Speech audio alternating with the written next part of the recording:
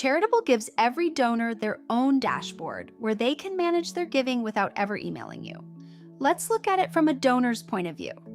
Under donations, they can see their full giving history, every past gift, all in one place. And in the recurring tab, they'll find their active monthly gifts.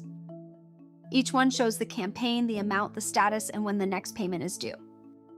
If they ever need to stop, they can cancel it themselves, right here with a single click.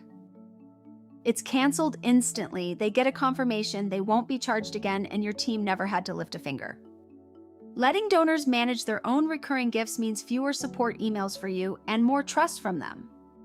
You stay in control of the emails around all of this. Under Settings, then Emails, Charitable lists every recurring donation email.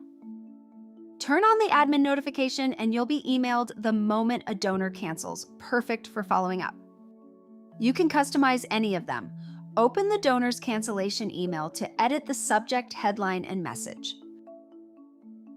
Thank them for their past support or gently ask why they canceled. It's your message to shape. Donors manage their own gifts and you stay informed every step of the way. Find more Charitable tutorials at wpcharitable.com.